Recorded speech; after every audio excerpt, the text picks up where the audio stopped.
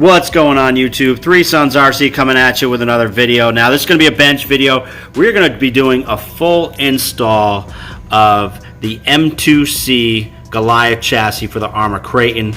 This install is going to be pretty much the same for any other of the Arrma vehicles. I'm going to do it kind of in different parts. I'm not going to show you every single little clip, but I'm going to give you some tips throughout. So props right now goes out to Mitch from M2C for getting me this Goliath chassis.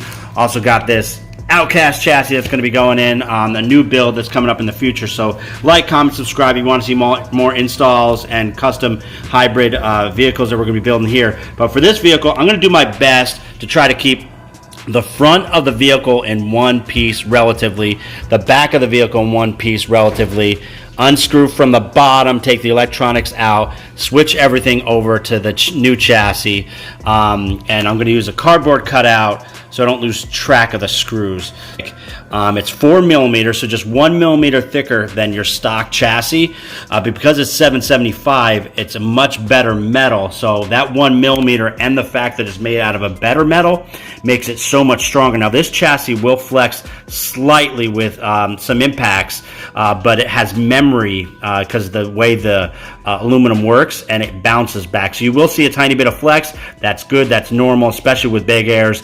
But some of the biggest bashers use these, and they have yet to break them that I've seen in a video, right where the droop screws will be setting on the chassis. You see these hardened steel little ball bearings that Mitch literally like welds right into the chassis, and you'll see two different sets. Now the reason why there's two different sets of ball bearings, because you have the stock arms and you also have the RPM arms, and the droop screws will actually hit at different points. So that's why they're in two different spots in the back there, to kind of accommodate for that. So basically when the droop screw, which is right underneath the arm, hits the chassis, it digs it all out. This hardened metal in there will prevent the chassis, even this nice heavy duty metal, to be dug out. So I definitely suggest using these. And also, super important, butane torch. I use this puppy all the time because Arrma likes to use a lot of Loctite, and you're going to be able to get some flame on there with this pup. What we're going to do is get the cage, tires, and front bumper off. Guys, actually before we take the bumper off, is we're going to take these nuts off here and here on the other side. A way you can do this for a beginner, or really if you've done it quite a few times, is I'm going to do the cardboard technique. I've already done it. Basically what I did is I took the chassis, flipped it upside down on the cardboard here, traced out the whole chassis, traced out all the holes, and then went over again with a pen. And basically as I go and take all the screws out of here, I'm going to punch them in here, so when I put it back together, I'll know exactly where they go. And some of these screws have seen better days. You still want to take them out and put them in the same spot in the cardboard, because you definitely want to have backups to replace some of these. You'd be surprised. You think your screws are good and straight, you take them apart, you take them out of your chassis, and they're very crooked and bent, or just maybe they need to be replaced because they're all jacked up from getting scraped really bad here. So you want to have backups on hand. But basically, got my little trusty nail. Gonna dig out some of this dirt, pull these puppies out, pull out the rear end. All right, 4 screws out. Take that plate off. Whole rear end just comes right out. All right, now the whole front end is actually held in by 8 screws. You'll see these 4 that are for the bumper. Then these next 2 are actually the front rear part of the hinge pin. And then these are for the steering rack, these last 2, right here and right here. Now keep in mind, those last 2 for the hinge pins, most likely they are going to have Loctite in them. So you'll need to use the blowtorch or the butane torch. I just like to hit this with a blowtorch and hold it there for about 10 seconds. If that doesn't loosen it up, then I'll hit it with another 10 seconds. That's usually enough to get it all out of there. And then these 2 screws at the top of the steering rack need to also be taken off, and then the whole front end will come off. Like I mentioned, guys, it took about 2 hits with the butane torch to get these steering posts out, because they're Loctite with red Loctite on there. So make sure after all the effort to get those out that you use Loctite again when reassembling them. So use red Loctite, tighten those down real good, because that's the last thing you want to get loose. They're a real pain in the butt. If you do not have those secured and they start loosening up, you got to go into the whole front assembly to get that out. Second thing is, with the kit, with M2C Racing, it comes with the with a Delrin insert that has 2 holes in it. And a lot of people have asked, well, what is this for? Let me show you what this is for real quick. On the front side of the chassis, there's a little slot right here. This guy is going to go right here, and it's going to fill a gap. Now, you're going to use this if you're using an aftermarket bumper. And any aftermarket front bumper, you'll need to fill that gap. But the stock one will fill this gap automatically because a piece will slide in there. So if you're using aftermarket, you'll use this. If you're using stock, just leave it as is. Now you're going to remove all the screws through the electronics, put them in the cardboard you have set here so you don't lose track of them, and then reverse that order onto the M2C chassis, keeping track of really the routing of the wires to make sure that you don't pinch anything. Side note, make sure to clean all your Loctite screws. Do not put them back in like this.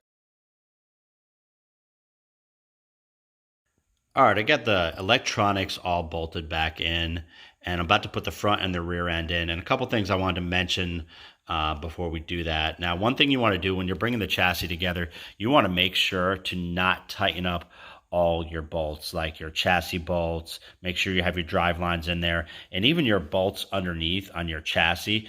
I have them all in right now. They're not screwed down all the way, and they're not even Loctited in. I do all that at the end because you always think that you have everything, and I can't tell you how many times I put everything back together and I forgot a drive line or a dog bone or something. It's just frustrating. So just make sure you don't tighten everything up until you know you have it 100% right. And that will save you a lot of time, a lot of anguish, and use the Loctite at the end. What I'll do is I'll have everything set up, staged in, and then I'll take one bolt at a time, Loctite it, put it back in. All right, in summary, guys, I just want to go over a couple things. I want to go over what screws not to tighten as you're bringing it all together. You do not want to tighten all the way the bumper screws, the rear hinge pin screws, the chassis brace screws right here, and also the rear skid plate screws. Just kind of tap them in, and once you got them all set up, and actually do not tighten these top 2 right here. Have them tapped in, and then kind of bring them all together, and then you can start tightening things down when you have it all right. Also want to go over what screws what to Loctite. You guys probably know this, but just in summary, these 3 right here, minimum of a blue Loctite. I don't like to use red Loctite, especially not where I don't need to. And then also the hinge pin holder right here, you can use Loctite. Now, if you have HR diff cases, you're going to use them there also, and here also if you have the HR diff cases. But that's pretty much it. You don't want to use the Loctite where you don't need it, or else it'll eat away at the plastic. Now, the way I look at this chassis, and man, this thing has just been a pleasure to put together. I look at this chassis as really the foundation of the truck if you're really wanting to bash, because Arrma makes great trucks. This just takes it to the next level, makes it more consistent, and toughens up where the weak points are. So the chassis is the foundation. All these other mods work together to support that. Like a skeleton is for a human being, it's what makes it move, what makes it work, and makes it take the impact. And then you have these flexible pieces like the arms, the bumpers, the wheelie bars. They kind of give, and take the punishment and distribute it, so that way you don't hurt the critical devices or hurt the critical components of the actual car. So again, I just want to thank Mitch for getting this chassis out to me. The team over at M2C Racing, just producing awesome products for bashers out there, supporting the community. So props to you guys. Thank you so much.